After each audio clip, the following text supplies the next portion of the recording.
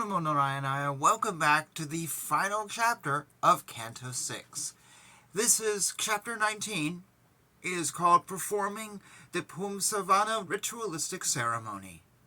Maharaja Parikshit said, "My dear Lord, you have already spoken about the Pumsavana vow. Now I want to hear about it in detail, for I understand that by observing this vow, one can please the Supreme Lord, Lord Vishnu."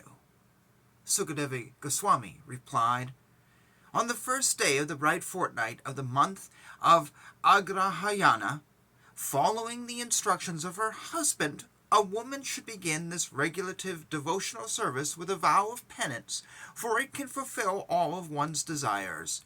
Before beginning the worship of Lord Vishnu, the woman should hear the story of how the Maruts were born.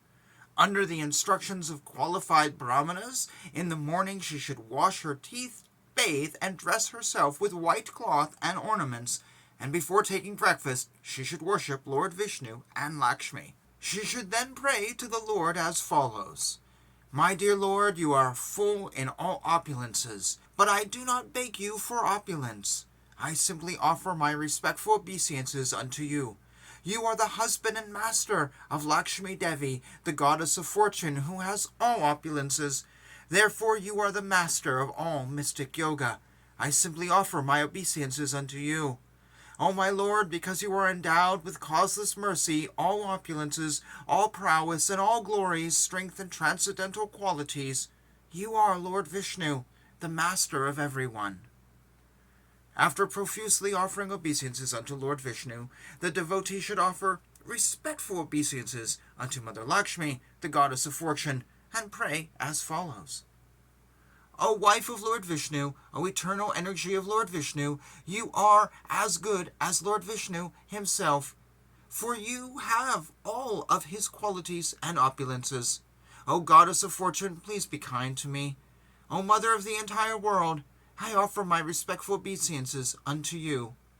My Lord Vishnu, full in 6 opulences, you are the best of all enjoyers and the most powerful. O husband of Mother Lakshmi, I offer my respectful obeisances unto you, who are accompanied by many associates, such as Vishvakeshana. I offer all the paraphernalia for worshipping you."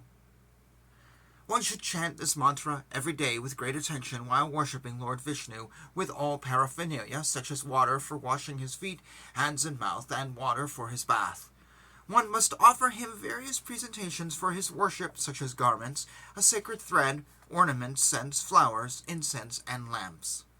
After worshipping the Lord with all the paraphernalia just mentioned, one should chant the following mantra while offering the 12 oblations of ghee on the sacred fire. Om Namo Bhagavate Mahapurushaya Mahavibhuti Pataye Savaha. If one desires all opulences, his duty is to daily worship Lord Vishnu with his wife, Lakshmi. With great devotion, one should worship him according to the above-mentioned process. Lord Vishnu and the goddess of fortune are an immensely powerful combination. They are the bestowers of all benedictions and the sources of all good fortune. Therefore, the duty of everyone is to worship Lakshmi Narayana. One should offer obeisances unto the Lord with a mind humbled through devotion, while offering dandavats by falling on the ground like a rod. One should chant the above mantra 10 times. Then one should chant the following prayer: My Lord Vishnu and Mother Lakshmi, goddess of fortune, you are the proprietors of the entire creation. Indeed, you are the cause of creation. Mother Lakshmi is extremely difficult to understand because she is so powerful that the jurisdiction of her power is difficult to overcome. Mother Lakshmi is represented in the material world as the external energy, but actually she is always the internal energy of the Lord. My Lord, you are the master of energy, and therefore you are the supreme person. You are the sacrifice personified. Lakshmi, the embodiment of spiritual activities, is the original form of worship offered unto you, whereas you are the enjoyer of all sacrifices. Mother Lakshmi, who is here, is the reservoir of all spiritual qualities, whereas in you manifest and enjoy all these qualities. Indeed, you are actually the enjoyer of everything. You live as the supersoul of all living entities, and the goddess of fortune is the form of their bodies, senses, and minds. She also has a holy name and form, whereas you are the support of all such names and forms, and the cause for their manifestation. You are both the supreme rulers and benedictors of the three worlds. Therefore, my Lord, Uttamashaloka, may my ambitions be fulfilled by your grace.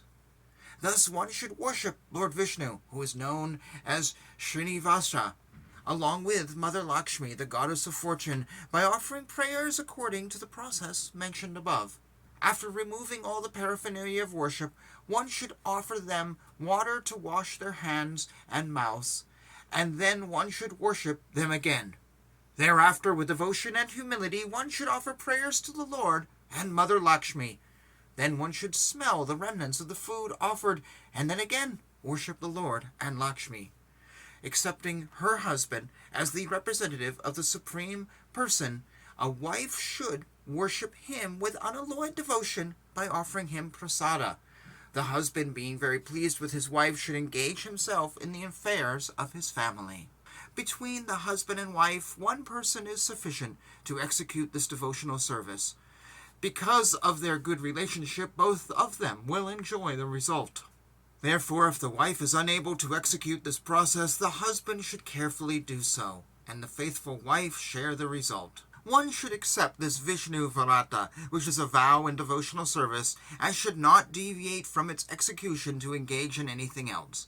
By offering the remnants of prasada, flower garlands, sandalwood pulp, and ornaments, one should daily worship the brahmanas and worship women who peacefully live with their husbands and children. Every day, the wife must continue following the regulative principles to worship Lord Vishnu with great devotion. Thereafter, Lord Vishnu should be laid in his bed. Then one should take prasada. In this way, husband and wife will be purified and will have all their desires fulfilled. The chaste wife must perform such devotional service continuously for 1 year. After the year passes, she should fast on the full moon day in the month of Kartika. On the morning of the next day, she should wash herself, and after worshipping Lord Krishna as before, one should cook as one cooks for festivals, as stated in the Griha Sutras.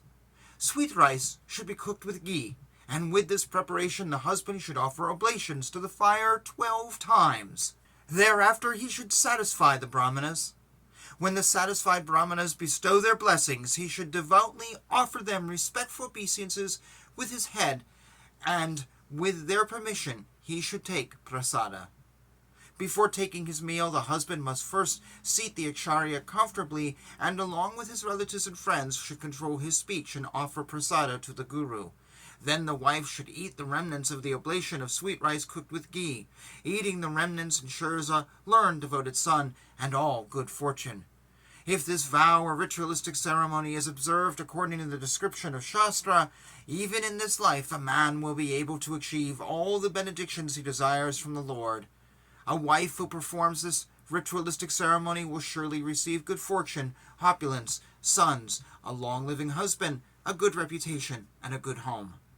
If an unmarried girl observes this vrata, she will be able to get a very good husband. If a woman who is avira, who has no husband or son, executes this ritualistic ceremony, she can be promoted to the spiritual world. A woman whose children have died after birth, she can get a child with a long duration of life and also become very fortunate in possessing wealth. If a woman is unfortunate, she will become fortunate, and if ugly, she will become beautiful. By observing this vrata, a diseased man can gain relief from his disease and have an able body with which to work. If one recites this narration while offering oblations to the pitas and demigods, especially during the Shraddha ceremony, the demigods and inhabitants of Preechaloka will be extremely pleased with him and bestow upon him the fulfillment of all desires. After one performs this ritualistic ceremony, Lord Vishnu and his wife, Mother Lakshmi, the goddess of fortune, are very pleased with him. Now I have completely described how Diti performed this ceremony and had good children, the Maruts, and a happy life. I have tried to explain this to you as elaborately as possible. And thus ends this chapter and Canto 6 of the Srimad Bhagavatam. And I will simply say, yes, do not forget Mother Lakshmi in your prayers. Do not forget her face on your shrine. Do not forget her place in the temple. It is very important. Or we could say also Shiva Shakti. Do not forget Shakti. Do not forget the goddess. That is a great place to end this chapter. Do not forget the goddess. Thank you for joining me in Canto 6. And if you've been following along the 5 other cantos of the Srimad Bhagavatam, this has been quite a journey. I hope you have enjoyed it. I know it's not glamorous. I know the sound quality isn't, amazing. I know I don't have a voice like Patrick Stewart or somebody famous. But I hope you have enjoyed this. And I'll just say thank you. Thank you so much for joining me. I sincerely hope you are blessed in your spirituality. That's why I do this. I want to share the blessings of God with you.